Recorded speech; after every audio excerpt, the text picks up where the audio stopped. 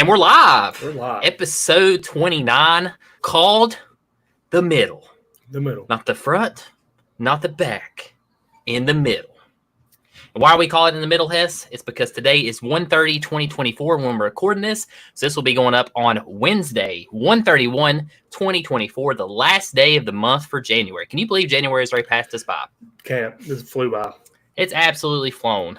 So if you're listening to this, good morning. It is 6 a.m. It might be 8 a.m. It might be 9 a.m. It might be 6 p.m. I don't know what time you're listening, but I appreciate you all tuning in. If you haven't checked out our previous episodes, please go check those out. It's on all major streaming platforms. I'm not going to go through those, but some of the big ones real quick, Spotify and Apple. That's our main two that everybody checks out. So definitely be sure to listen to those. Also, too, want to give a sponsor shout out real quick to one of our sponsors for this show. That way we can do this production every week. And that will be Next Level Fitness Club at 1806 East Main Street, Lebanon, Virginia, 24266. They are a 24/7 gym facility, 24/7 tanning, certified personal trainers, classes Monday through Thursday, 5:30 to 6:30, all levels. Go out, check them out. $89 a month. That includes your gym membership. Be sure to follow those guys on Facebook and Instagram at Next Level Fitness Club. And also, too, you can purchase a membership on their website at www.nextlevelfitnessclub276.com. Absolutely. We got one more. Got another one. Got another one. You got another one?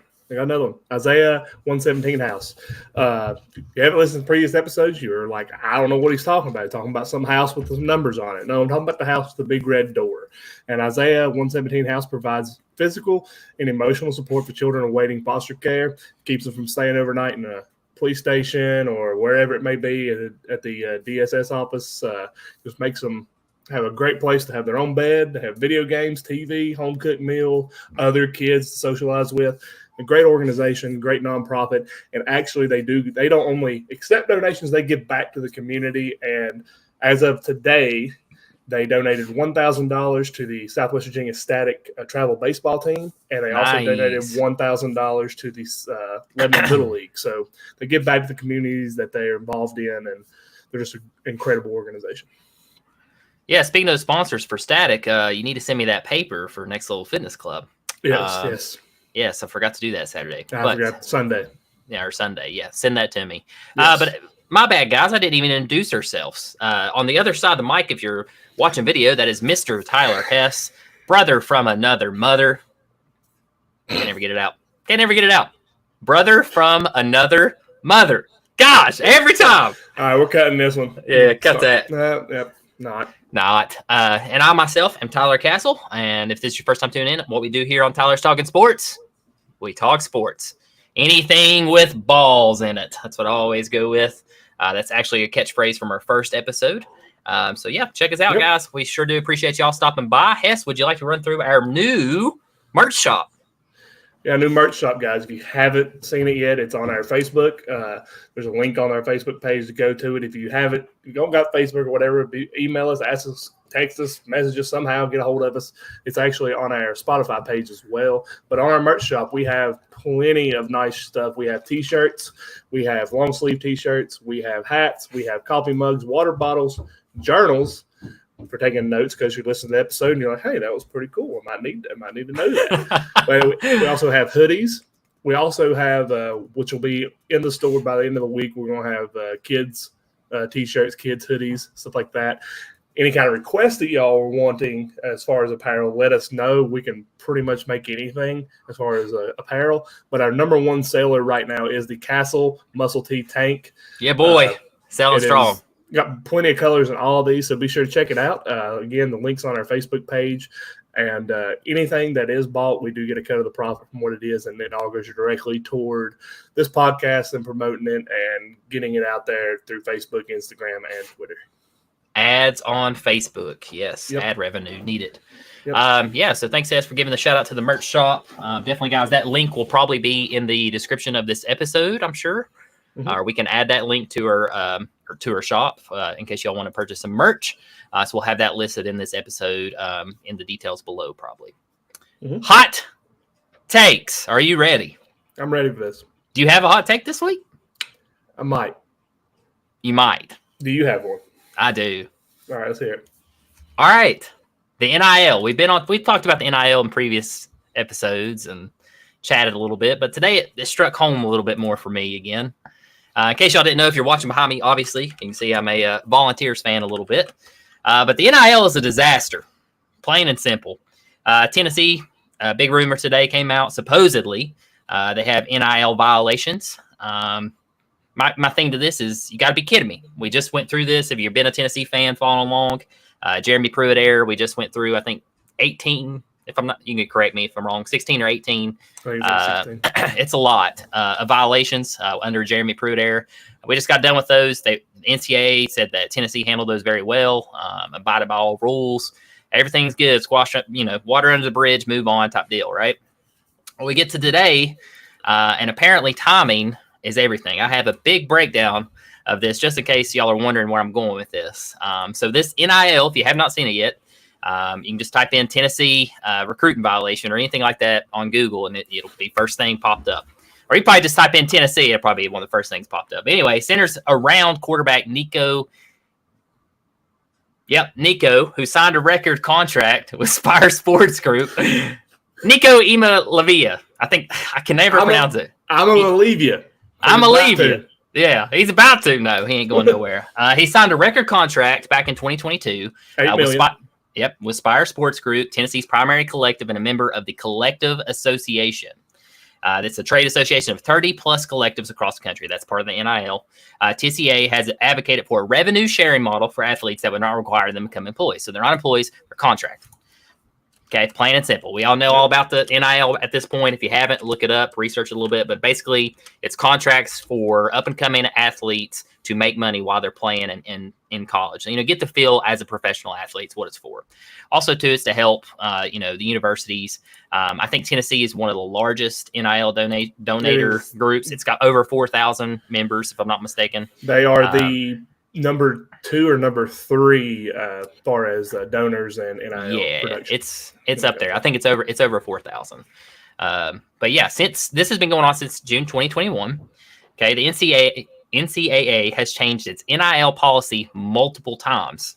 What happens when you change policy all the time? It creates a lot of confusion. The NCAA's initial interim policy put the onus on state laws stating that athletes could engage in NIL activities that are consistent with the law of the state where the school is located. So in other words, Tennessee follows the state law of Tennessee state. And that's that. Well, Tennessee, with that state law, the high schools are allowed to have NIL deals as a high school students. They just cannot use the likeness of the school to promote their NIL deal. Correct. Where am I going with this? Yes. In April 2022, Tennessee joined a growing list of states to pass resolutions allowing universities to have direct and public relationships with NIL collectives. Nico signed a month ahead in March of 22. So that's what they're looking at. They're like, hey, was he persuaded? Was he, promised this $8 million before all this was in place in April? That's where it's stemming back to. In May of 2022, so this is after he's already signed, the NCAA reminded schools that using NIL as a recruiting tool was a strict violation of its policy, even though originally in June 2021, they said it was okay. As long as you got it approved, with your state laws, everything was fine. That included coaching, could go visit players, talk about NIL, up-and-coming athletes could talk about NIL, current students enrolled in school could talk about the NIL.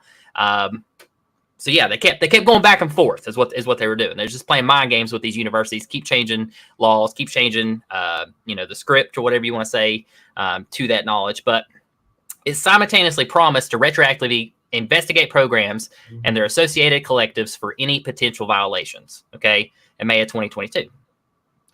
So the issue at hand hinges on whether or not any of Nico's NIL deals clearly violated the NCAA's pay for play or inducement policies. Again, it goes back to that month ahead or the time ahead before March of 2022 if Tennessee used that influence to get Nico to sign.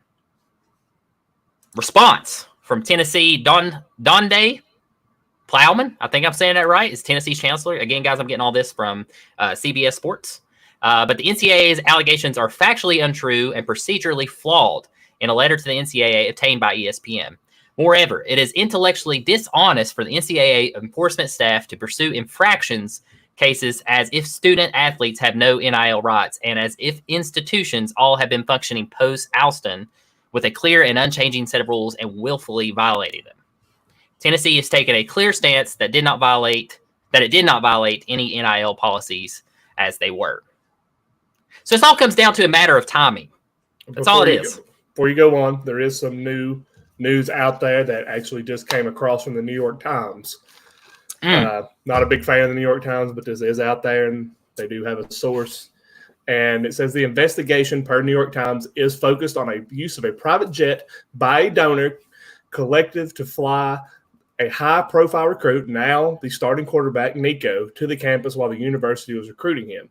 Paying for Nico's trip would be an NCAA violation.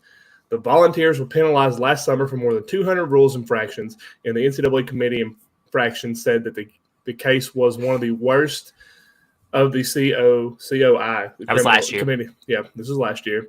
That's what I'm getting at. They keep bringing that up. Well, they're bringing it up because y'all are under probation. It's a probationary. Y'all are on probation. Right. These would be level 1 and level 2. They'd be higher. Oh yeah, this will be really not good ones. But the thing is, I think that's what's getting this going. Is again, I know you and all. I've already had altercations prior to even getting home this evening with the Vols fan at my work, telling me that it's just people getting jealous because of what the Vols are doing. No, it ain't that. The thing is you all are on probation. I'm gonna play the other guy here.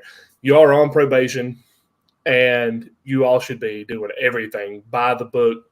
No, there should be nothing sketchy at all. Even if this whole Nico flying the plane thing or being on the plane is true, somebody should have said, "Hey guys, this is cool, but we need to let's get him to fly a commercial. Let's get him to do it the right way." Because being under probation, they should have tiptoed around a lot of this stuff. Yeah, but for the Tennessee chancellor to come out and say that, last time they owned up to everything. Yes. This time he's like, this is bullcrap, pretty much. So, I don't agree with this one. They're not the only school in the hot seat. Florida is also in some NCAA violations or NIL violations, and Florida State is also in NIL violations. Tennessee, of course, is just the big headliner because they were the previous university to have all the allegations and violations. So the news media just loves running with that. Like even New York Times bringing it up last year. That's done. They're done with that. Sure, they're still on probation, like you said, or were on probation. They still are. Still are till when? You got 2 more years left. Oh, okay. So it goes well. But they've already paid what I'm getting at. They've already paid all those fines and all the players and everything like that. It's water under the bridge. They're moving on. So then you just throw this over across on their table today. I think I don't know. That's just what happens, though. It comes up and then that gets brought up because when you look at it, Tennessee University is on probation. Why are they on probation? This is why. So this just drags it out. Granted, had they moved on from it, absolutely. They got rid of the coaching staff. The players are gone. Cool thing, though, as far as a fan, the NCAA has gotten away from bowl bans and anything like that for the current players. But there is a stipulation that if a current player on the roster is involved in the allegations, there could be a bowl ban or a suspension of said player or said coach if they are linked to the current investigation. So, do you know how mad I'll be? Yeah, I do. I'd be livid, dude. Like this is the first year. Now, granted, I'm gonna get hated on this by Tech fans and other people, but this is the first year that, other than Hendon Hooker, that I think Tennessee has a really good shot just because based off strength of schedule, Nico looks to be the part and is the guy like they say he is, and the wide receiver core they got coming in, they should be pretty decent next year. Here's my thing. It was initially reported that it was multiple Can I say something? I bet the Tennessee fan that you work with was probably just saying this because they don't want Tennessee to be as good as everybody else. Is that right? Because that's kind of some other Tennessee fans that I've got texting me. That's kind of what they're saying. I'm like, I don't think that's not it.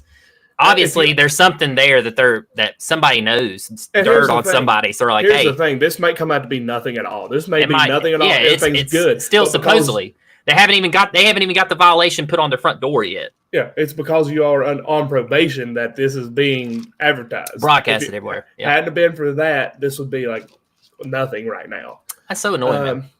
I'm trying to figure out if they've linked anything else. Because it says the NCAA's investigation regarding the name and image likeness benefits for a student athletes in multiple sports, including football. So I'm wanting to know if there's more. Now, if there's more tied to it and it's outside the football program, this could be a very, very hairy situation. But if it's just toward Nico and this is the only thing they got, I personally don't think it goes any farther than, okay, we're going to investigate, make sure everything's good, which is what they're supposed to do. If something has been brought to the NCAA's attention with a program that is on probation, they have to do this. So this shouldn't scare any Vols fans. This shouldn't get anybody up in arms yet. But if it does come to find out that there is facts or backing to this investigation, and it does include multiple sports, oh gosh.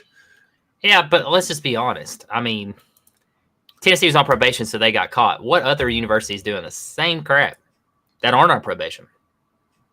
Well, you talked about it. Florida State. But I'm just saying, like, NIL has caused so much more drama. Georgia's under investigation, too.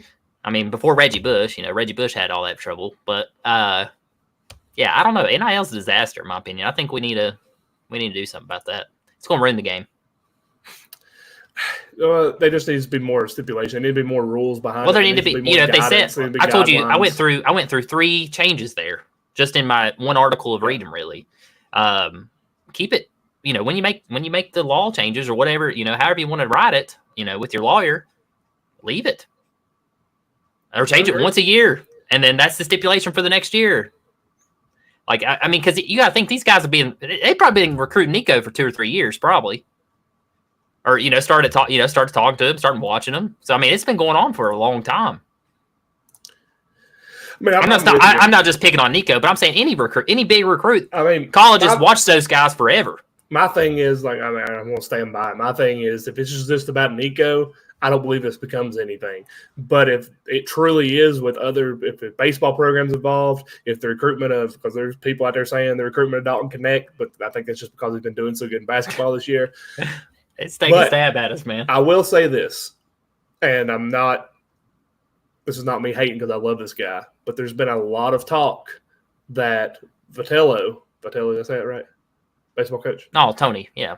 Yeah, has done some shady type stuff to get baseball program where it's at, to get some of these people where it's at. And that was my first thing. When I seen it, when it said multiple sports, I instantly thought baseball program. But maybe. I believe if it's just Nico, y'all are fine. But if they find that there's something else going on with the rest of the program, with other sports within Tennessee, there could be some big issues. But absolutely, if it's just Nico, then I think y'all are fine, because I think I would believe that if you all have mishandled this Nico situation, that place will burn down, man. It'll go crazy. If something happens to Nico. If they have mishandled this situation, the Nico recruitment, while on probation, have mishandled this any recruit. I don't care if it's Nico or not. I don't care if it's any of them. Yeah. While on probation, that is the stupidest thing, because you're on probation. You know that everything has to be done by the book. So, but we'll see. I'm sure more will come out probably in the next 24, 48 hours. So yeah, this is early. Follow us on Facebook page. We'll have more updates on it. I'm definitely going to keep a good tab on it. I've got some stuff already set up on my phone for notifications. If certain people who are close to the University of Tennessee come out and say anything, I will get the notification. So we'll keep close tabs on it. Again, I don't think nothing's going to come of it. Yeah, I'm just my hot take here is NIL, just get it straightened out. Get your set of rules. If you're going to change them every 6 months, every quarter, whatever. But let the university know that you're changing the rules ahead of time, way ahead of time, because these guys, the coaches don't have time to wait on a rule book to come out. They're out there. Kids got a game on Friday. They're going straight out there to watch them. You know what I'm saying? Like, they're not going to be like, wonder what the rule book is today. I wonder if the rules changed. Like, just do a better job. I agree. I'm with you. How about that? That's my hot take. I'll shut up about that. You got a hot take now? I know. I'm going to leave it at that one, because I think that's a good one to kind of pin, because I think that one can carry over into some more.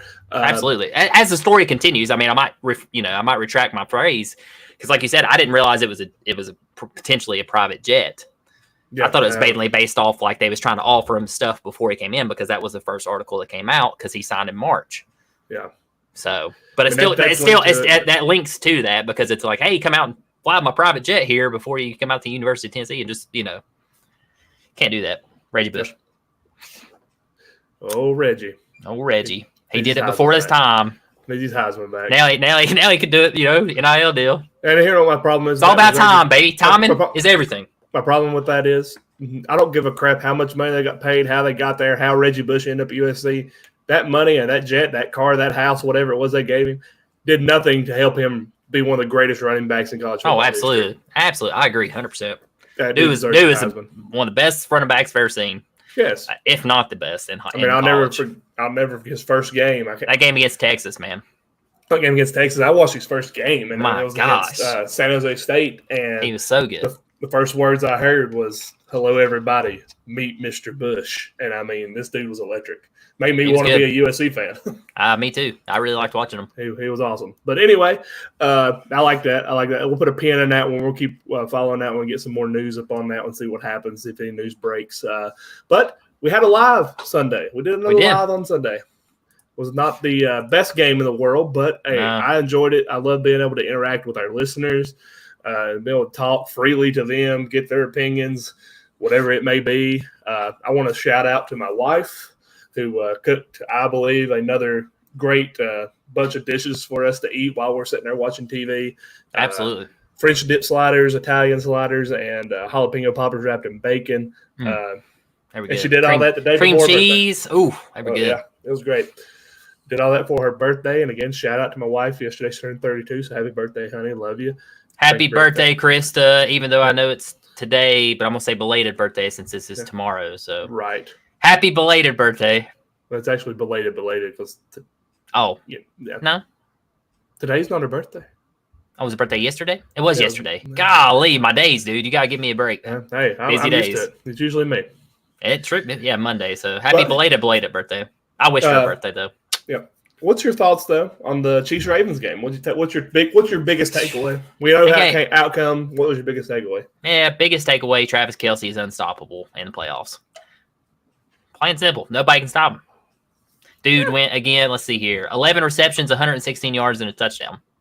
He finally showed up again in the playoffs. He didn't show up the regular season, and that was the difference maker in the Chiefs. Probably in the regular season, they look like a completely different offensive team with him dominating. Mm-hmm. Also, too, another takeaway there, because I don't want to just leave it with one, the run game. Run game for Chiefs was very excellent. What's his name?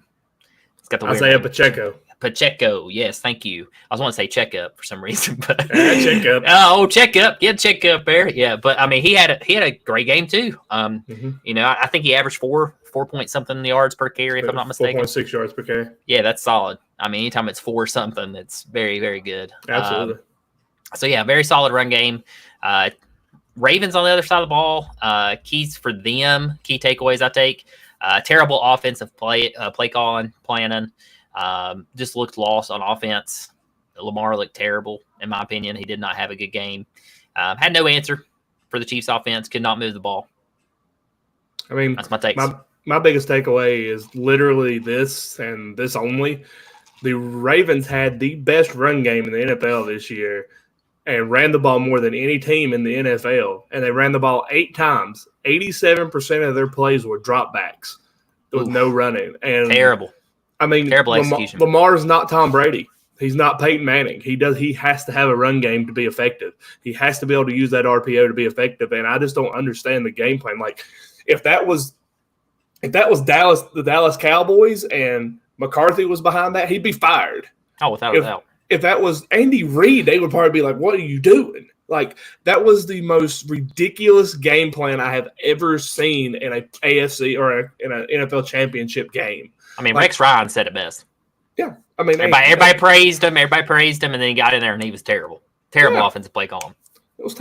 I mean, I'm a big fan of Todd Monken. He came from Georgia. You've seen what he did with Stetson Bennett. You've seen what he did with the Ravens this offense. I mean, he's good. Terrible. Don't be wrong, but that was just a terrible execution. But also, too, shout out to the Chiefs defense for showing up. Yeah, they were locked in.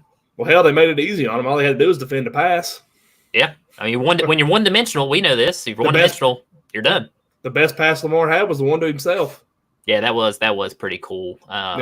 Actually, Jordan, the co-owner of Next Level Fitness Club, actually asked if we could go back on our live and clip that where we get real pumped and excited. So we'll have to go back and watch that and see if we can find it when he does the pass to himself. Because I think you and I did go pretty crazy. So I can do that. But yeah, I want to shout out to everybody that came by and watched the live. We do appreciate that. It was an odd time of the day. It was 3:00. We went till about 7. Yeah, went a little bit into the next game here we're getting ready to talk about, which is the Lions and 49ers. But those lives take a lot, guys. They take a lot out of us. But we feed off y'all's energy, your comments. So we are probably going to go live for the Super Bowl. So definitely be on the lookout for that. That Super Bowl. I've thought of two things with the Super Bowl. Guys. I've all thought. Well, again, me and you are fans of the sport just as much as anybody, and we love watching the game. But I also thought maybe we do a episode live before the Super Bowl, do a whole thing about the Super Bowl, talk about the Chiefs, talk about the 49ers, give our thoughts on the season, the NFL season, and then right before kickoff, we go our separate ways and we watch a football game. But that's just my thoughts, something kind of like the Tyler's Talking Sports pregame show, something like that. Sure. Or hell, we'll go live for the Super Bowl. I mean, whatever we want to do, but that's just an option out there. Yeah, we'll definitely discuss it. Might do some polls too, see what people want. Yeah. I do that. But yeah, guys, again, appreciate y'all stopping by. Definitely more lives in the future, even if we don't do one for the Super Bowl. If we do a recording live, we'll keep y'all posted. Absolutely. And also be on the lookout for more lives coming up, because we do have some exciting stuff coming up, especially with basketball. I'm really excited for. But yeah, you want to get into the next game? Yeah, next game, Lions, 49ers. I'm sorry, Detroit. Yeah. I hate it for y'all. That was a tough game to watch. At the end, at least, especially since I was cheering for Detroit. Big takeaways there. I think 98% of America was cheering for Detroit. Yeah, biggest takeaway there was I mean, a lot of people's pointing the finger at Dan Campbell. He's taking the responsibility, rightfully so. But they just took their foot off the gas. I mean, I've said it time and time again. I don't care how big the lead is at halftime. You got to keep going. You got to put the foot down. You got to stomp on their throat one more time to finish them off. And the Lions just couldn't do that. And I've agreed with Dan Campbell's play calling all year. I've been high on the Lions since they beat the Chiefs week 1. His play calling is what got him there. But my biggest takeaway, a lot of people's been giving him a hard time for taking that timeout before they scored that final touchdown. I go back the fourth down play where they should have kicked the field goal. Yep. I said it during your all's game, the Vols versus Bama. Take the points. It's what Kirby Smart always says. Take the points because you don't know what's going to happen next. Granted, fourth downs have worked all year for the Lions. It is what single-handedly got them there was being what's the word I'm looking for? Aggressive. Yeah, being aggressive with the play calling. It was just they should have took the field goal there. Take a step back, take the field goal. Get that defense, say, hey, we gave you an opportunity, stop them, we're going to go back down and score, because they proved that they could score on that defense. You kick a field goal there, then we might have a game in overtime. But I'm not the guy making the play call, and you got to go with what's worked for you all year, because if they get that fourth down, we're not sitting here talking about a bad play call. We're probably talking about the Lions being a Super Bowl. So potentially, I mean, they still had yards to go, right? I mean, it was both times on the 28, 30, right through there. But that's what I had in my notes, too, and that's what everybody's wrote down. Got to kick field goals. I'm actually going to jump back to the first field goal they should have took that I think would have been maybe a little bit more of a changer. You're up 24-10, take the field goal. You're only up 2 scores. Yeah. Make it 3 scores. Go up 27-10. That's a little bit of mojo there. So then you're up 27-10. Let's say that sure they come back and tie it up 27-27 or 27-24 is what they came back to. It would have been 27-27. And you have a better shot. And then 27-24, and they could have kicked field goal tied up there. And also too, they went forward on fourth down. Very gutsy call by Campbell. He's a gutsy guy. Yeah. He's done it all season, like you said. They're one of the most successful teams on fourth down. He trusts his guys. He trusts his players to make the play. You had Jared Goff, who played amazing in that game. And hats off too to Brock Purdy. Nobody's giving him enough credit. He had an incredible game that second half. Biggest thing with Brock Purdy that no one's talking about, in my opinion, is his run game. That's really what got the Lions, because the Lions had the coverage great. They was covering wide receivers great. It was not being able to contain Brock Purdy from the pocket. So once he got outside that pocket, he was scrambling for 10, 15 yards. And then once he started doing that, that opened up McCaffrey. And then they just started running the ball all over. But one thing I wanted to point out in this game was that Juwan Jennings catch. Did you see that? Oh, yeah. Juwan. Oh, man. He turned into I said it years ago he would be a force. And then he got on the 49ers, which I was very happy to see him there because that is a potent offense, perfect place for him to play. So very happy to see him dominating out there doing well. If I have to look at the lines moving ahead to next year, got to get help on wide receiver. Number 8, what was his name? He dropped, I think, he dropped 2 very key important passes. I actually saw a tweet, I think, earlier that he said that he, felt really bad, blah, blah, blah, blah, blah, right? But he did drop some very important passes. I mean, they were right on the money from Jared Goff. So Lions need help on wide receiver. They got to give St. Brown a little bit more assistance. They have Laporta, who's an amazing tight end. He proved it in this game. He's the next and upcoming tight end. Really looking forward to seeing him play on that offense. But, yeah, if you're Lions, Detroit, nothing to hold your head down about. It's a great season, great year. Campbell's like, this might be the only chance we get, in saying that. That's tough. I think they'll be back. I really do. I think that's a rightful thing to say, though. I really do. I think that's – you got to put it in perspective. I mean, there's going to the Super Bowl is one of those events that, it's hard to get to. Yeah, and you got there. You don't know. And I think he uses that as motivation. Like, hey, guys, we did it. Great year. That's kind of like, hey, we did great this year. Look how far we've came because we may not get another chance to be here again. But – big news, though, from them today was the fact that Ben Johnson declined any head coaching positions. I said in the live he's going to go to Washington. I missed that. I mean, a lot of us thought that. He declined. That Washington was actually on their way there to interview him and talk to him today when he came out and said he's staying loyal. Said he doesn't want a contract, nothing, no more money. He's just there to be loyal to Dan Campbell and the Lions, and that's huge because that is huge. That offense. That tells you what type of leader Dan Campbell is, and how guys like to probably coach under him, and even the players how much they speak highly of him as just being an incredible leader. I got some breaking news. Breaking news on the live from the NFL. Tom Brady is replacing Greg Olsen on Fox. Tom Brady confirms he will be the network's lead game analyst in 2024. So he'll be taking the place of Greg Olsen. Can you not replace Joe Buck or Troy Aikman? Come on, man. Greg Olsen did amazing there. I loved Greg Olsen. Yes, that's who I wish was calling the Super Bowl instead of what we got. My God, who is calling the Super Bowl? Don't tell me it's Troy. Don't tell me it's Troy Aikman and Joe Buck. I'll lose my mind. I'll give you that. It's Tony Romo, ain't it? Let me see. That's even worse. You can't type. By the way, guys, Romo called the playoff games there, and he was talking about it's his experience, but he ain't got no experience in that round because he never made it there. Super Bowl announcers will be. Are you ready for this? Drum roll. Be on Super Bowl 58 on CBS, so that will give us Jim Nantz and Tony Romo. All right, take care. Gosh, well, it's better. It's better than Joe Buck and Troy. And Troy Aikman. So, Tony Romo, God, that's a highlight of his career. That's the first time he's made it to the Super Bowl. Yep. Dang. Ouch. Woof. Ouch. Yeah, I don't like the Cowboys. Sorry for y'all Cowboys fans. I'm surprised though that Brady's taking Greg Olsen's spot. I mean, Greg Olsen's only been there what, a couple years?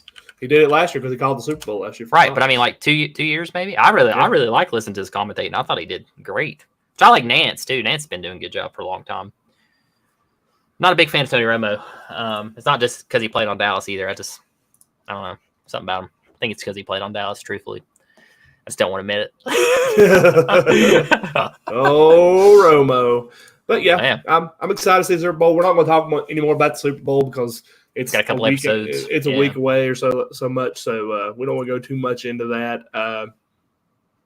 Tom Brady has a comment, though, about Greg Olsen. He goes, I think he does an incredible job every time he's on, was his comment. Greg's done an incredible job. I have so much respect for him, how he approaches his job. He's super prepared in what he does. I think he does an incredible job every time he's on. I love listening to him. I'm just going in there to do the best I can do with my own perspective. I'm certainly had a unique vision perspective of the game for 23 years, and hopefully I can just provide some insight to all the viewers and all the fans that love the game and love the sport. He signed a 10-year, $375 million deal to join Fox in 2022. The future Hall of Famer was set to begin work this past season, but decided to wait until 2024 to get going. He told Pat McAfee that he's already done some dry runs with Buck Burkhardt to begin the chemistry building process to get used to being in the broadcast booth and calling games opposed to being on the field. The 7-time Super Bowl champion will finish his first season with Fox with the premiere game on the network broadcasting the Super Bowl from New Orleans in February 2025. What is next for Greg Olsen? Will he accept the demotion to number 2, or could he be moved elsewhere? It's something new he knew was coming when he took the job. So if Olsen does move on, it would be sports broadcasting hottest free agent, and we could see him regarding as rearranging of personnel. CBS, NBC, ESPN, or Amazon get involved in a bidding war over his services. Yeah, replace Joe Buck. Yep. Okay, now here's a guy. Tom Brady, man. Wow. Yep. 10 years, $375. That's $37.5 a year, dude, to comment on football. What the heck are we doing? Let's go apply, dude. I'm sick of this. Either that or become a head coach in college football and then do bad. Yeah, true. Jimbo. Yeah, Jimbo. I love that. I love that interview with Jimbo where he's sitting down and he's like, yeah, I'm really struggling, sitting on his couch making like $7 million, $8 million a year or something like that. Yeah, something crazy. But yeah, we have no Super Bowl this week, but we do have, for the first time ever, Pro Bowl skill and flag football game. This is something I kind of want to go over really fast. Nothing, because if you're like me, I've pretty much given up on the Pro Bowl and everything. I'm kind of interested to see how Peyton and Eli do coaching the 2 flag football teams. But we did have some Pro Bowl changes. Patrick Mahomes is out, but obviously because he's in the Super Bowl. Gardner Minshew replaces him in the Pro Bowl as quarterback for the AFC. Brock Purdy is out. Jalen Hurts replaces him. The starter for the AFC on the flag football team is Tua Tagovailoa. Running back is Raheem Mostert. Fullback is Alec Ingle from Miami Dolphins. Dolphins got 3 guys from the backfield, plus Tyreek Hill and Amari Cooper. Jesus.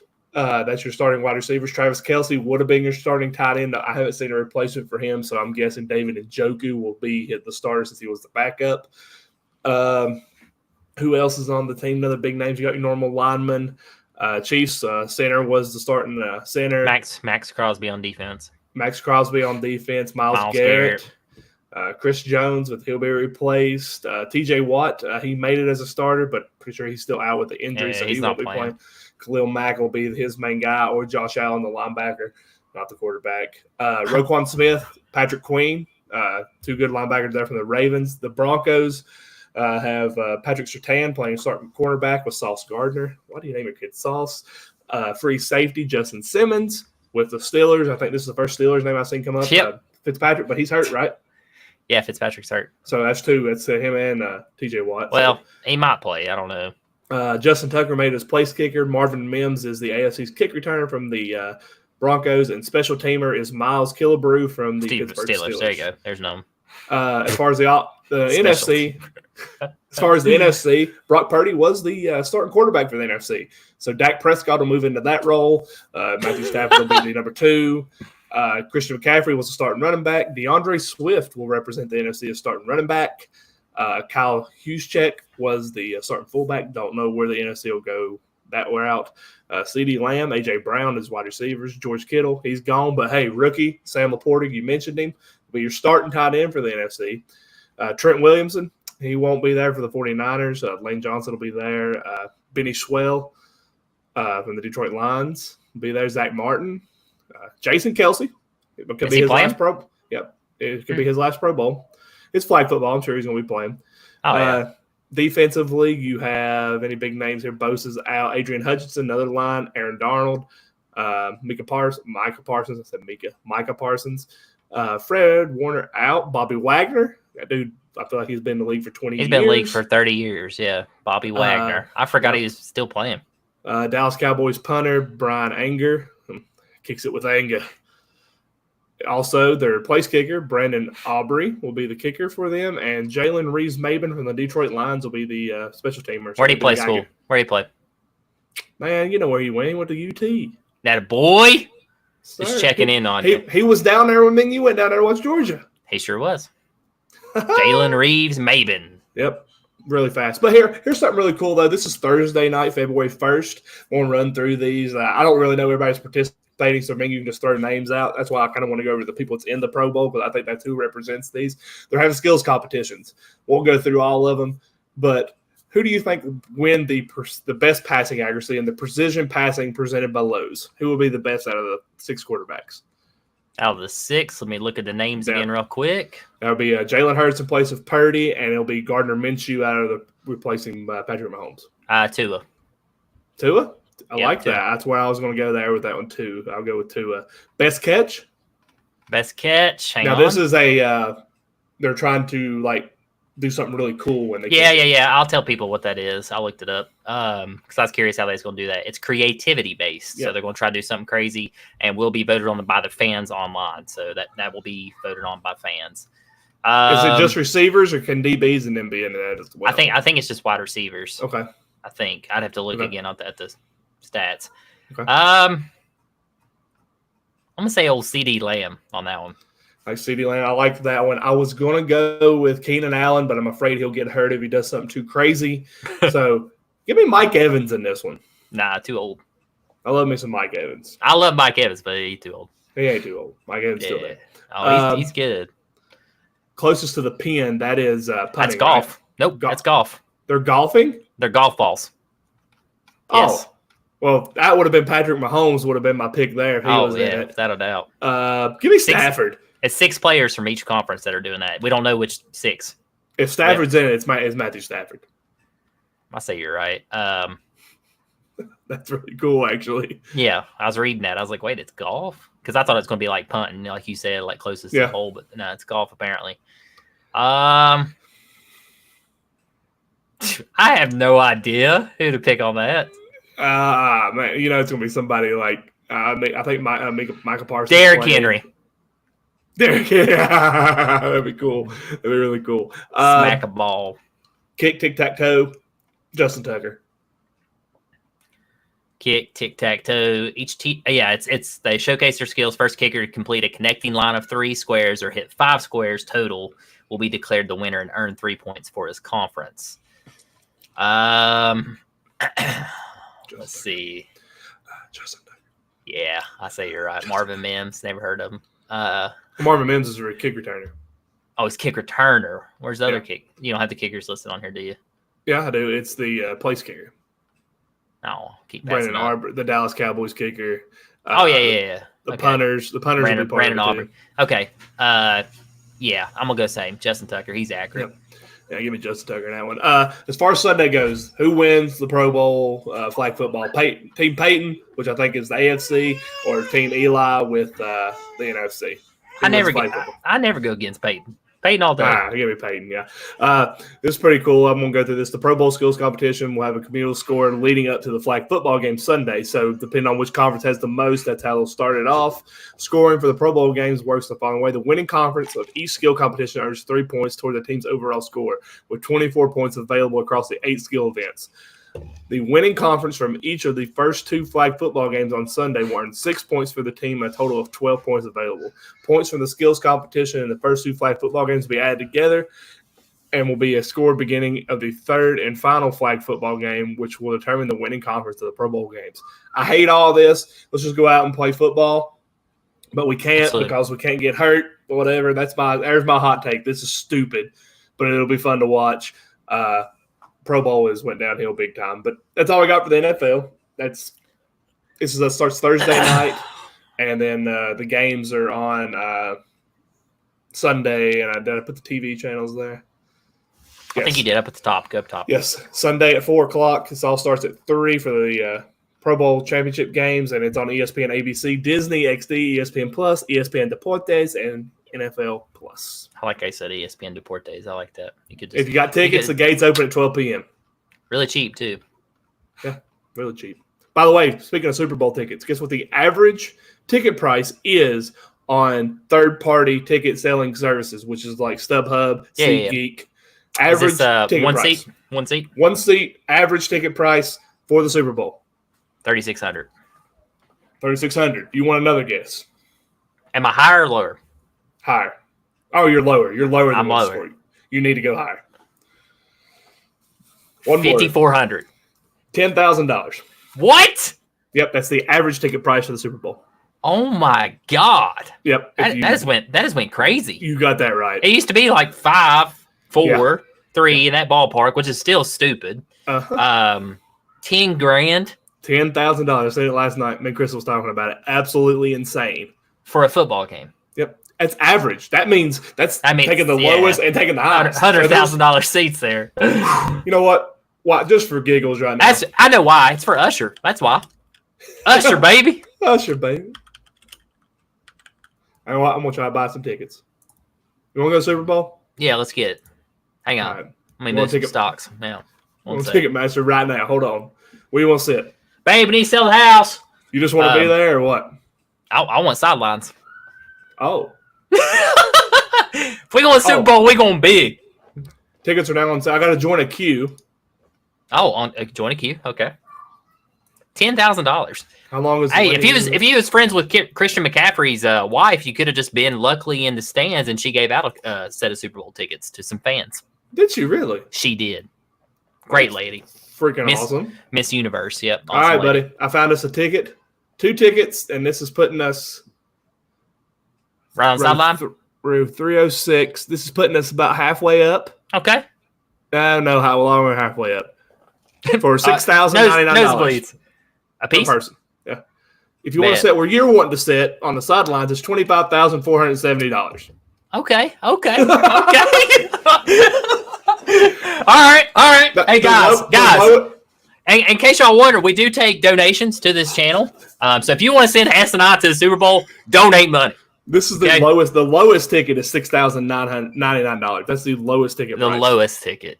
Dear Lord, what is going on? Inflation, guys. The highest ticket is $40,943. That's a brand new car. $40K for one night.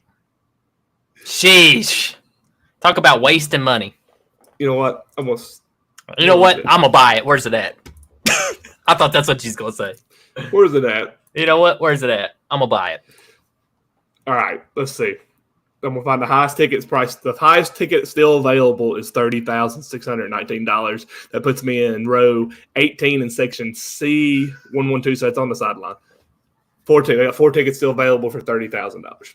For $30K. And then there's $29K, $28K, $27K. Could you imagine paying $30,000 for one ticket? I'm clicking it. See what happens. Does it do a credit check? Oh, I just bought it. Oh, oh God. Dude, that's ridiculous. That just makes me want to throw up. That's disgusting. I'll never go to the Super Bowl. Well, no. There's no way. I mean, unless Tyler's Talking Sports makes it big and we host the Super Bowl. No, someone's going to make a donation to us, so we're going to go. God. All right. I got to sell some gym equipment. One second. Yeah, it's ridiculous. Hang on. I got to do some paperwork over here. Sell it off. See which pieces I can sell. Oh, my God. Hey, we can sell a kidney, Hess. Our body parts. Let's do it. Yes. Let's do it. We can sell our body parts. We only need one. That's right. Yeah. All right. That's done with the NFL now that we know that we'll probably never go to the Super Bowl, so that's great. NBA, though, we've been to NBA games, so you never know. We might make it to the NBA Finals or a playoff game, but we got some big news out of the NBA yesterday. Joel Embiid, which is probably the front runner for the MVP. If you don't know who he is, he's the Philadelphia Sixers starting center. He missed Monday night's game in Portland with a knee injury. The team announced that would have been his second straight game Embiid has missed. I don't know if he's playing tonight because I think they are playing tonight. He was a late scratch from Saturday with 2-time MVP against Denver. If he misses 5 more games, he is ineligible for MVP. Wow, we still got half season to go.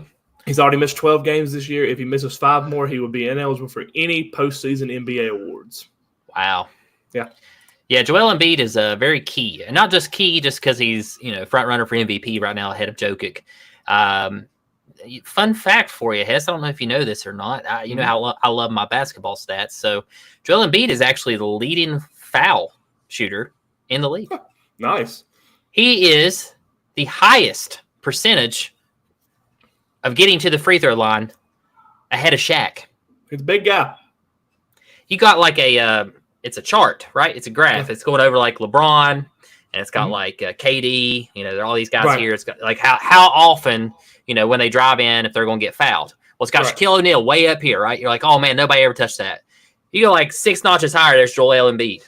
I mean, that's how good this guy is at getting to the free throw line. When James Harden led the league in points, 4 years ago, he was one of the league's leader in foul free throw percentage. God bless. I cannot talk tonight. Anyway, he got to the line. He got fouled. He put up some shots, is what I'm getting at, folks. Hey, you got to make a free throws. You got to make a free throws, okay? Get out there and make a free throws. That's right. But yeah, that's what makes Joel Embiid so valuable for the 76ers. It's because he knows how to get to the line. As far as Embiid tonight, which is Wednesday night, he is questionable against the Warriors. So if he don't play this game, it'll be 3 straight games he's missed. He is questionable. Before we move on, though, with some of the games that are coming up Thursday, the Bucks, they lost in Doc Rivers' debut. Yep, big too. Expected, or is just a sign of this team? Yeah, I said this before. Doc Rivers passed his time. I don't think that was a terrible hire. I truly do. I think it was a name hire. They should have just kept the guy they got. It was working. They can say what they want. They were second in the East. They're still second in the East, but they're second in the East. You're 30-13. I mean, sure, you probably should be a little bit better. There were some games there you didn't play no defense, but we're not even we're halfway through season. I can't talk either, man. I got a question for you here. I want your opinion on this. Did you see what Jason Kidd said? I did not. Jason Kidd said Luka is better than Dirk Nowitzki. Too early for that. And is in the realm of Michael Jordan. Way too early. Way too early for that. How old's Luka? Luka's been in the league, what, 6 years, 7 years? Luka? 2018? Let me see if I can get an actual age. It might not even be that long. He's 24. Okay, so if he came in the league 18, it'd been 6 years. He's been in the league 5 or 6 years. I love Luka. Don't get me wrong. I think he's averaging 48.7 points a game, 13 assists, and three of the last 4 games. Yeah, 3 of the last 4. Like I said, I love Luka. Love him. Only Wilt Chamberlain has generated more points in a 3-game span in NBA history, accounting for 82 and 81 points in overlapping 3-game runs in 1962. Doncic became the first player to average 50-point triple-double over 2 games, following his 73-point, 10-rebound, 7-assist game against Atlanta with 28 points, 10 rebounds, 17 assists the next night against the Kings. All right, he was in the NBA 2018. I was right. Okay, so 6 years. You cannot take a guy that's been in the league 6 years and compare him to Michael Jordan. Sorry. He said he's in the realm. He didn't say that he's comparing. He's saying when it's all said and done, Luka's going to be right there. Maybe he's got to win championship. But is he better than Dirk? Dirk has championship rings. So you're saying you can't compare. You can't compare. I mean, Dirk had a successful 20-year career, pretty much. Michael Jordan, same way. You know, those guys was healthy, was top notch. I love Dirk. Dirk's a sharpshooter. I don't know. I think it's too early. Luka has it. Yeah. He has it. He's an MVP caliber player. I mean, he's incredible. One of the top 10 players in the league right now, easily. Yes. But I'm not going. I wouldn't put them in the conversation just yet. He took that role from Dirk, and now Dallas has their next guy, their star. He's that guy. But to say that he's comparable to Dirk or in the realm of Michael Jordan, that's too early. He's only been in the league 6 years. Right. Let's say he blows his knee out next year. He's done. He's already done that. Yeah, but let's say much of those guys lose a step, man. Just to put in context where this came from, Jason Kidd appeared on 97.1 The Freak, the Downbeat. It's a radio station out of Dallas. He proclaimed Luka at 24 belongs in the conversation with Michael Jordan and others on the short list of the greatest players in NBA history. He said he is better than Dirk, a Hall of Famer who was teammates with Dirk Nowitzki on the Mavs 2010-2011 championship team. He's in the atmosphere of MJ, the best to ever do it, LeBron James and Kobe Bryant. And just to appreciate what this young man is doing at the age of 24 is something that Dallas has never seen. I said this internally. I said he is better than Dirk. He does things Dirk could never do, and now the opportunity is getting the right people around him to ultimately win a championship. I don't agree with that. That's your opinion on it. Luka's good. He's been in the league 6 years. Again, at his age, he probably is better than Dirk. I don't know. How good Dirk was. Other breaking news. I've got this came across right now on my computer screen here. Yep. Mac McClung will be playing in the Rising Stars NBA Rising Stars game. He'll be on the team with Wemby and Chet Holmgren. He'll be on that team. So that's good because he's not in the NBA. Thanks, guys. Really so you'll appreciate get that. to see that. Could be a big moment for him though if he can ball out there, do some good in the Mhm. dunk contest, get him noticed. Just wanted to throw that out there for all the and also we shared it on Facebook. I think this is really cool. Steph Curry is going to face Sabrina Anzioko. I think that's how you say her name. The sharpshooter from the WNBA. Yep, that'll be really cool. So I think she beats him. I think she does too. I've always said that women shoot 3-pointers better than guys. Mm-hmm. Yeah, I mean, Caitlin Clark, prime example. Sharpshooters, man. This is Tuesday. We're going into Wednesday. So we want to give you all a list of games that are going on. We're going to quick hit these. I'm going to throw it out. Castle, you give me who you think is going to win. Sure. First game, Chicago Bulls versus the Charlotte Hornets. Chicago. 106-98. All right. 106-98. Detroit versus Cleveland. Cleveland Cavaliers, even though they lost their star Tristan Thompson. For a 25-game suspension. Cleveland by 15. Donovan Mitchell has a big game here, and Colin Sexton will make up for Tristan Thompson not being there. So, yeah, I like that. Clippers versus Washington. Clippers are hot right now. They've definitely moved up in the rankings on the West. Give me the Clippers here. James Harden having another good game. Westbrook's thriving off the bench. That's what he needed to agree to. They finally got all those egos checked, and they're just playing ball. What I see here in the Clippers.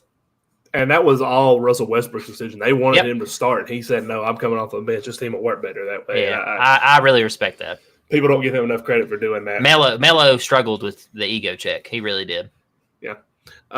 Sacramento Kings versus the Miami Heat. Big game. I like Sacramento. Sacramento's tough. That game is at Miami. Miami's tough to beat at Miami. Yeah. I'm going to take that back. I'm going to go Miami. I like Spoelstra. Give me the Kings. Yeah, the game's at home, so. Yeah, give me the Kings in that one. New Orleans versus the Rockets. I like New Orleans. They're a very solid team. Give me the Pelicans. The greatest player of all time versus the Minnesota Timberwolves. Oh, man. So you're going Karl Anthony Towns? Is that who you're talking about? No, I said the greatest player of all time versus the Minnesota. Oh, so if you don't know who I'm talking about, that'd be the Dallas Mavericks, yes. Yeah, Dallas Mavericks. Minnesota in this one. Minnesota, I like that. Orlando Magic versus San Antonio. Magic. Okay. Denver, Oklahoma City. That's going to be a matchup right there. That one's at OKC. Give me OKC. I'm going to take Denver in that one. Denver's tough. Denver very tough, but they struggled on the road. They have struggled on the road. Phoenix, these are the two games that are on national television Wednesday night. This is 8:30 on ABC. The Phoenix Suns versus the Brooklyn Nets. I like Brooklyn in this one. I've not been high on Phoenix. Phoenix has been struggling all year. Yeah, they got chemistry issues. Give me Brooklyn. Yep. And at 10 o'clock, if you decide to stay up and see how this one goes, the Milwaukee Bucks and the Portland Trailblazers. Yeah, Dame Lillard back in Portland. He'll do fine. Yep. He'll thrive. Big game from Dame in that one. I'm going to go over-under. I'm going to go over 38 with Dame. I'm saying Dame scores over 50. Oh! Mm-hmm. I think it's a very close game. I think we're looking like a 118-115 game, and Dame hits the game winner. Yeah, nice. I like it. Before we leave NBA, though, what's your opinion on the Knicks? 7 in a row, and they've beat the Heat, the Bucks. They're looking very smart on that trade. That's I did not think that would happen. When you text me that, I was like, I don't really see it. But again, I'm not an NBA analyst, and these guys know their basketball. They did lose Julius Randle for a couple of weeks. He had a separated shoulder. That's okay. Randle ain't what he was. Your biggest player, your biggest breakout player is Brunson. Yeah, Brunson's tearing it up, man. That's the difference. The Knicks are one game out of the second seed in the East right now, and they're actively playing right now against the Utah Jazz, and they're up 34-29. Nice. Boston is playing the Indiana Pacers right now. They're up 55-39. I'm watching my balls lose right now. I know you are. God, down by 7. Just to talk, see who's leading right now. Yep. No, Brunson's actually having a down kind of game. He ain't playing that great. He's only got 4 points. Still early. Dante DiVincenzo is leading the Knicks right now. If you don't know who that is, he was drafted in Milwaukee out of Villanova. He was the one who won MVP when they won the national championship a couple years ago. But anyway, that's all we got for the NBA. We got some more basketball, though. AP poll came out in college basketball. What's your thoughts on that, bud? Yeah, I agree with the top 5, 6 right here. 7, I'm a little bit leery on with Duke. Duke did play good at Tech. I will give them that. They won by 10. It's a very solid win there. That was at Virginia Tech too. Also, too, Virginia Tech's 3-point record was broke. What was that guy's name? He had 300 threes. Been there 5-year seniors, what Brian Long said. Shout out to Brian. Always keeping us up to date with them Hokies. That would have been Hunter Kakator. No, Couture. Hunter Couture. Kakator. That's his name. Thank you. Yeah, big game there. Very solid win for Duke. So I'll probably leave them in that 7 spot. Tennessee's getting ready to lose South Carolina. So they're going to drop back. South Carolina will definitely be in the rankings next week. They've now knocked off Kentucky, and it looks like they're getting ready to knock Tennessee off on the road. So very, very sneaky team there. They are 17-3, 5-2 in the SEC. So North Carolina right now is tied with Georgia Tech. North Carolina's on a 10-game win streak, I think, right? Outside of it's UConn, North Carolina, and then Duke. That's your 3 hottest teams in college basketball right now. And like I said, they're on North Carolina's on the road tonight at Georgia Tech. They're like I said, they're tied 37-37. Marquette is on the road tonight at Villanova, and they're only up 1 right now. So, who won the Texas game last night with Houston? Who won that? It went to overtime. I watched it till then. I was like, I gotta go to bed. Houston won 76-72. That was a game. That was a very good game. Houston's got a deep team. Houston's good. I mean, they're 18-2, 19-2 now. Actually, you didn't know yesterday. Yeah, so they're 19-2 now. That's right. Yeah, 19-2. Yeah, that's impressive. My biggest thing here is people need to watch out for Iowa State. They moved up 11 spots in AP poll. They're playing some really good basketball. A team that's been very disappointing. Oklahoma has been disappointing, in my opinion. They've not played good. And Auburn. Auburn has just Auburn's okay. They're okay, but I mean, when they lose bad. Well, they played a tough Alabama school. Alabama's back they entered top 25 again, rightfully so. They're very good. Mm-hmm. They were top 25 preseason too. I mean, like you said though, South Carolina, they are 26th in the poll. If you want to go into that, they received 108 votes. They're going to be in. Ole Miss was there. Texas was they received 10 votes. The other team to look out for, San Diego State. They've been playing good basketball here lately too. I think they'll go crack the top 25 and have a good week. Other than that, at Iowa State, and I'm good with Duke. Wisconsin, I talked about them early in the year. And they've done nothing but just play Wisconsin basketball. Like they're up to 6th. Defense. Defense. Very good. Real tough to play. A real tough place to play there in Wisconsin. But Wednesday night, we got some big games. It'll be January 31st. First big game of the night is at 6:30 on the Big Ten Network. Number 2, Purdue versus Northwestern. Northwestern pulled off some upsets this year. They beat Purdue earlier in the year, I believe. They did. But this time it's in Purdue. Who you got in this one, bud? I got Purdue. It's a little bit of a rematch game. Purdue already knows what Northwestern has. Yeah, give me Purdue. I don't think they mess up on this time. If you're not wanting to watch that game, and maybe you don't got the Big Ten Network, also at 6:30 Wednesday night on the SEC Network. It's a big game for my Georgia Bulldogs. They're playing number 24 Alabama in Athens. Georgia has only lost 1 game at home this year, and that was to the Vols. Who you got in this one? Yeah, I'm actually going to go Bulldogs on this one just because it is a home game. Alabama just came off a big win against Auburn. I think they'll be caught sleeping on the road here. Give me Bulldogs.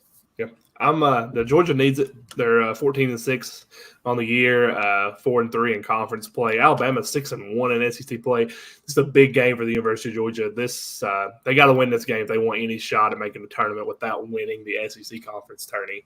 So this is a big game for them. Give me Georgia in this one. That defense, that freshman-led team. Georgia wins a close one here at home. But the big game of the night, which I think this one could be closer than what people are thinking it's going to be. It's on ESPN at 8 o'clock tomorrow night. Florida versus number 10 Kentucky in Rupp Arena in Lexington. Yeah, this game was really close the first time they played each other. I think it was 1-point game or 2-point game. Kentucky's been struggling. They struggled against Arkansas. This last game I watched them play. Just very young. I mean, they got 1 or 2 seniors, I do believe. But yeah, Kentucky's been struggling, but this is a Rupp Arena, which is to their advantage. So I do look for Kentucky to close this one out against Florida. Florida's just not there just yet. So yeah, give me Kentucky by at least 8. Give me Kentucky in this one. I think they blow them out. I think Kentucky sends a message here to Florida. Give me Kentucky by 18. whatever. Kentucky by 18. Vols just pulled back within a live game. Vols in South Carolina, they just pulled back in with 5, 2 minutes to go. They were down by 9 just a second ago. Yeah, Dalton Connect's a man. That guy that I can't remember his name, I apologize for that. The guy that got eligible that wasn't eligible for Kentucky, last name begins with a Z. They call him Big Z. He wasn't eligible all year. He's from overseas. Ever since he's played, Kentucky has been just dominant. He is an absolute stud. He could be the X factor, gets Kentucky to the national title this year. But college basketball, we're getting close to. We're done with college basketball. We're 14 days away though from the MLB, and I'm excited. If you don't know what I mean by that, pitchers and catchers report in 14 days, roughly. I think the Dodgers report February 9th, and then everybody else reports the 14th, 15th. Yankees report the 14th. The Braves will report the 15th with pitchers, catchers. Your first spring training game is February 28th, I think. Don't correct me if I'm wrong on that one. I was looking at that earlier today. But we got some headlines so far in MLB. Aaron Hicks, former Yankee, joins the Angels after leaving Baltimore in free agency. The Yankees still paying him $19 million though to play for the Angels. Yeah, boy. That was didn't see that come, but hey, that's another signing that the Angels have gotten. It could turn into just they're going to be a solid team, I believe. I really believe Angels will be good. That's a good pickup. Hicks will do well. He'll do well with the Angels, I guarantee it. He played very well when he went to Baltimore. It's just something about New York. Certain players can't play there. So also today, the Orioles got sold for $1.725 billion. Sheesh. That was a big deal there. Didn't realize that they were worth that much, but holy crap. They will be. Another big news, World Series MVP Corey Seager. He'll be out most of spring training. He had hernia surgery. They hope to have him ready by opening day. Big loss here for the Mets. They really thought they were going to bring Justin Turner back, but instead he decided to sign with the Blue Jays. I saw that. Good signing there, good bench presence there. I don't see Justin Turner being the player he's been over the last couple of years. He's definitely not going to be the player he was with the Dodgers, but it's a very good veteran to have on your team. Former AL Manager of the Year from the Boston Red Sox and Blue Jays, Jimmy Williams. He died the other day at 80 years old. He was the 1999 American League Manager of the Year He won 910 games over a dozen seasons, including stints in Toronto and Houston. Red Sox said when Williams died Friday at the hospital in Tarpon Springs, Florida, after a brief illness. Williams lived in nearby Palm Harbor. Sorry, I never got that out. Williams was voted AL Manager of the Year after leading the Red Sox to their second straight playoff appearance and said to be the calm in the clubhouse and easier than home. So big loss there for the Boston Red Sox organization. Other than that, out of the Brewers, they expect no knee issues out of their new first baseman, Rhys Hoskins. I think me and you both called him going to the Brewers to be their first baseman. I think we also said maybe the Cubs. Let's see what else. Scherzer and DeGrom, they're aiming for a midsummer returns. That'll be huge for the Rangers, especially if they're in playoff contention. But I will say this, if they're not and there's something off there, that could be two players that you see get traded at the deadline. And the Guardians bring back Carlos Carrasco to a minor league deal. He was a former pitcher there when they were the Indians, who actually did pretty well for them. Other than that, I just want to get I want to gauge you. Yeah. Are you looking forward to baseball? Or are you kind of absolutely like where we're at? I am too. I mean, you get the MLB network or MLB season pass. This year, I think we need to try to get on YouTube TV so we don't have to go through so many apps. Because it's on there. Switch over to get on there. That's fine. If you want to switch over. Yeah, so we'll try to do that. Yeah, I think it'd be easier so we don't have to. And you get the multi-view, so we could watch multiple games at once. Yeah, so that would be cool. We'll talk about that between me and you. No, guys, you cannot have our MLB subscription. I think it's way too valuable. It's a lot of money. It's something I wanted to throw in there, guys, just to kind of finish up the episode. I had some people reach out that are NASCAR fans. And if you are not a NASCAR fan, and maybe you're trying to get back into the sport or maybe trying to watch something, they do start their season. They have their expedition race this weekend at the LA Coliseum. If you don't know what the LA Coliseum is, that's where the USC Trojans play football. It's a really small, little local, short track. I'm excited about NASCAR starting back. Track schedule, it starts Saturday. They have their qualifying. Then there's going to be 4 heat races. All this is broadcast on Fox. It'll be heat races like your local dirt track type races. Every year this race has been It's very slow because it's a short track. It's your local short track, but they beat and bang. They get mad, tempers flare. But then the main event is Sunday. They have a last chance qualifying race where the top finisher will advance to the main heat. And then at 5 p.m., the Busch Light Clash at the Coliseum will start. It's 150 laps. Only green flag laps start. It's always been a really good race. It's a good way to kind of see all the cars, see all the drivers are going to be racing this year, the new body styles, the new paint schemes. And one more thing, if you're maybe trying to get into NASCAR again, or maybe you're interested, Netflix, they came out with their documentary today. They followed some of the drivers from last year. Apparently it's really in-depth. I know everybody knows who Dale Jr. is. He said it was absolutely incredible, and he learned things about drivers that he's been best friends for 20 years that he didn't know about. So apparently it's pretty good. I'm going to watch a little bit of it, see how it is. If y'all want more NASCAR stuff, let me know. I can take care of you on NASCAR. I've always loved it. It's just been something I've loved since I was a child. Never stepped away from it, even through the rotten years. So it's got a lot better here lately. I will give you that. The new car, the new body styles, the new drivers that are in it, the new tracks that they're going to. NASCAR's done really well to try to make it popular again. And I think they're going in the right direction with that. But again, all this is on Fox. It's going to be exciting. And then with that being said, we're 2 weeks away from the Daytona 500. Yeah, boy. Yeah, boy. Any predictions? Any predictions of your winner? You want to give a little just a hint? With this race could be anybody with it being an expedition. Nobody really cares. So I don't really know who can win this one because it's not a traditional track. This track's smaller than the track at Lebanon High School. So, oh wow, yeah, it's super. It's literally in the football stadium. But the Daytona 500, I'm going to put money on either Bubba Wallace or Ryan Blaney in that one. Ooh, yeah. So, but I don't know enough drivers anymore, so I'm just going to pick a car brand. Go Chevy. Oh, a Chevy. I like that. I like a Chevy. There's a bet on there. There's a bet. FanDuel is the official sponsor of betting through NASCAR. No, DraftKings. DraftKings is the official betting sponsor of NASCAR. And they do have where you just pick a manufacturer. So you can win. I just want to pause you real quick. Sorry, I keep looking up. I know if you're watching the video, I'm sorry. It is 56:59. Dalton Connect just hit a 3, so it's 56:59 now with 31 seconds to go. Dalton Connect is a man. He has taken over the last 2 minutes. Even if they do lose, I mean, he's balled out. So yes.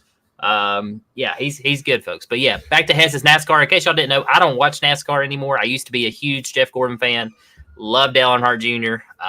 Looking back on it, if I grew up in the 90s, I would have been a diehard Dale Earnhardt fan, hand on the Bible. Like, never probably would have cheered for Jeff Gordon, just knowing once I grew up and how much different they drove and everything. But love Jeff Gordon, don't get me wrong. But yeah, Dale Earnhardt, hands down. But yeah, I'll try to get back in NASCAR a little bit with Hess doing these segments right here. It probably made me interested enough maybe to at least see who wins. And maybe watch some of the heats. I know I won't watch all of them just because it's just too long. I'll just say this: as far as if you're trying to get into it, maybe you're like, you know what, why not? This is just a good way to kind of just see who the drivers are, see the cars. This is just This race is not the typical NASCAR race, but the Daytona 500, that's a really fun one to watch, and especially the ending of those races. Those have been really, really good here lately. Hey, is the Kodak car going to be in that? Morgan McClure shut the doors on that. We're trying to get a hold of Brian Long and Matthew and Bo and JR and all those guys down there. Morgan McClure. Shout out to them. Appreciate them watching. Yeah. Maybe they bring a car back. Bring that car back. Put it in there. Put Tyler's Talking Sports. Tyler's Talking Sports on top of it. But, guys, that's all we got for episode 29 in the middle. I hope you all absolutely enjoyed this show. We got some special things coming later on this week we're really excited about, looking forward to. Hope you all have an absolutely wonderful Wednesday. Before we end it, though, Cass, we got any final thoughts? Yeah, shout out to happy birthday to Jalen Rose. Today is his birthday. So happy birthday, Jalen. Jalen Rose. Yeah. Like the basketball player? Basketball player, the sports announcer, yeah. Yeah. Mm-hmm. Okay. Jalen Rose. But I don't have no happy birthdays for anybody. I said happy birthday to my wife. The only thing is, Vlad Guerrero Jr. announced the new cover athlete for MLB The Show 24. Incredible baseball game. Really always love the show. They do that really well. But he will be the cover athlete for 2024. That game is released in March 13th. So be on the lookout for that, all you video game lovers out there. But again, also, guys, too, I was just going to tell all the people. I know we've had people ask about NCAA. I have. I know, Hess, I think you have too, about like when the college game is going to be released. We're still keeping up to date on that. It's rumored still July timeframe, but we don't have a factual data on that yet. So as soon as we get that, we'll definitely have it posted on our Facebook. Awesome. Love that. But yeah, that's all I got, guys. I hope y'all enjoyed the episode. We'll be back you'll get an episode Friday. Friday will be the next episode that goes live. It'll be a real special one. Hope y'all enjoy it. Thank y'all for everything. Y'all have a great middle of the week. See y'all. See y'all. Bye.